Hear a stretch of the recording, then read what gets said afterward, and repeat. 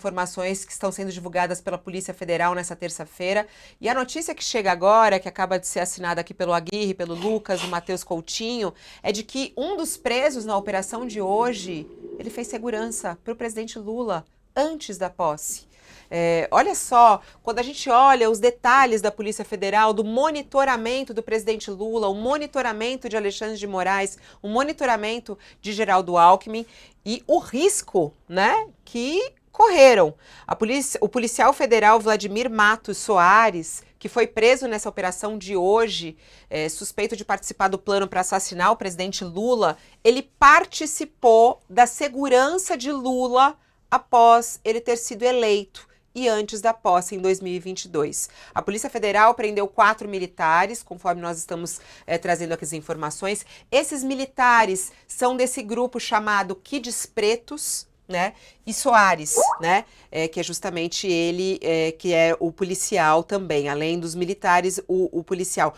Os indícios colhidos pela PF apontam que os alvos da operação elaboravam em 2022 um plano de golpe que incluía a execução do presidente e do vice Geraldo Alckmin e do ministro Alexandre de Moraes, que vinha sendo alvo de monitoramento. Segundo a investigação, Soares passava informações sobre o dia de Lula a pessoas próximas ao ex-presidente Jair Bolsonaro. Então, ele, que estava na segurança de Lula, tinha informações sobre os andamentos de Lula, por onde ele ia, e essas informações iam para pessoas próximas a Bolsonaro. De acordo com a decisão assinada por Alexandre de Moraes, ele fornecia informações que pudessem, de alguma maneira, subsidiar as ações que seriam desencadeadas caso o decreto de golpe de Estado fosse assinado. E Soares estava sempre muito próximo. Como agente da Polícia Federal em Brasília, ele tinha detalhes não apenas do cotidiano do presidente eleito, como também do esquema de segurança em torno dele e em torno de Alckmin. Um dos trechos da decisão de Alexandre de Moraes, que foi publicada e que foi aqui acessada pela nossa equipe do UOL, diz o seguinte: o investigado, aproveitando-se das atribuições inerentes ao seu cargo no período entre a diplomação e a posse do governo eleito, repassou informações relacionadas à estrutura de segurança do presidente para pessoas próximas ao então presidente Jair Bolsonaro, aderindo de forma direta ao intento golpista. Josias, está aí, um dos presos de hoje participando da segurança de Lula. Olha o risco. É estarrecedor, né? E devemos levar em conta que ainda estávamos sob o governo de Bolsonaro, era dezembro de 2022, a eleição já tinha ocorrido, tínhamos um presidente eleito, um vice-presidente eleito, mas o governo ainda era do Bolsonaro. E o ministro da Justiça, superior hierárquico da Polícia Federal na época, era o Anderson Torres, né? Que depois, no finalzinho do governo, migrou do Ministério da Justiça para a Secretaria de Segurança do Distrito Federal, e ali, já no governo do Distrito Federal, ele prestigiou com sua ausência o quebra-quebra de 8 de janeiro. Tirou férias, foi para a terra do Mickey, lá onde estava também o Bolsonaro, né? E deixou aqui a Polícia Federal desnorteada, como que a presumir que haveria um quebra-quebra e que o ideal seria que ele não fosse reprimido pela polícia, né? Então, você vai vendo, Fabiola, as coisas estão todas concatenadas, né? E é de estarrecer. Os detalhes que vão sendo descobertos, eles estarrecem. E aí muita gente fala, não, mas... aliás, é o discurso do Bolsonaro também, que como que aceito, assimilado por algumas pessoas, né? Ah, mas não houve o envolvimento do Bolsonaro, porque não houve o golpe. Ocorre que a legislação que estipula o golpe de Estado, aliás, uma legislação moderna, não é coisa antiga, não, aprovada inclusive sob o Bolsonaro.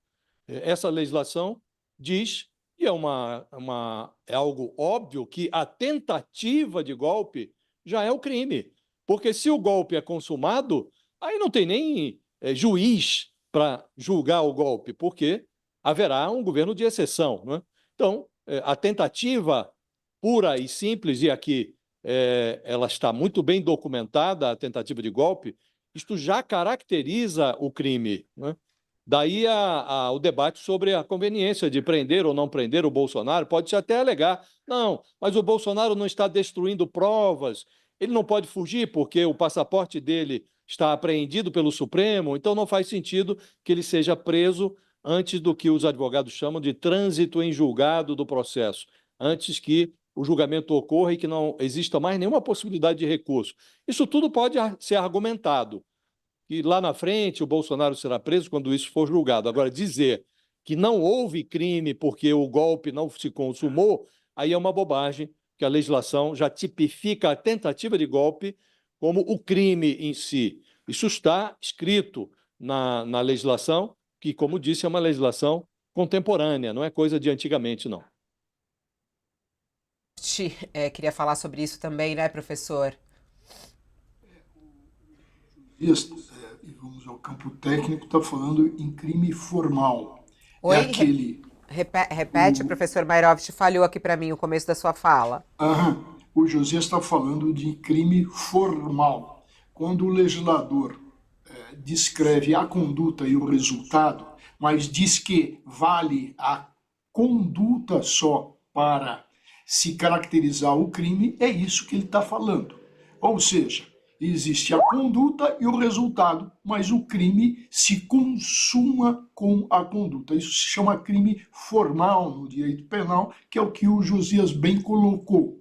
Agora, um ponto que me parece fundamental é o seguinte: nós estamos tratando do quê? De uma força especial, esses kids pretos. O que é uma força especial à luz dos códigos militares? Uma força especial, na prática, significa o quê? Significa que os seus membros executam, eles não raciocinam.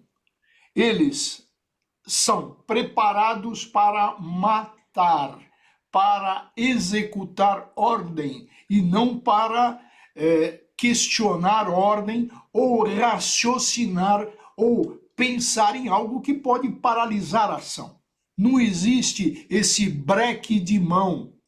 Essa força especial atua para executar uma ordem e não puxa breque de mão para raciocinar, mata ou não mata, não mata. É assim que atua, e os códigos militares, os livros militares estão aí e ensinam isso. São o quê? Forças especiais, que é um eufemismo, são forças com licença para matar, licença para matar. Ora, esse tipo de força foi buscar o Bolsonaro. E, no plano, 3 pessoas seriam alvos, iriam ser mortas. Se essa força entrasse em ação, e o que iria resultar? Morte. Ninguém ia pensar, mas será que é para matar mesmo? Olha, ele tá bonzinho. Não. Força especial, os seus agentes não raciocinam, têm licença para matar. Eu acho que isso é importante a gente colocar. Tá aí. Ó, quem tá conosco na TV, um intervalo e já voltamos. Quem segue conosco aqui, a gente continua acompanhando. O professor Walter Mairovich falou sobre os kids pretos. Isso tem muita busca neste momento.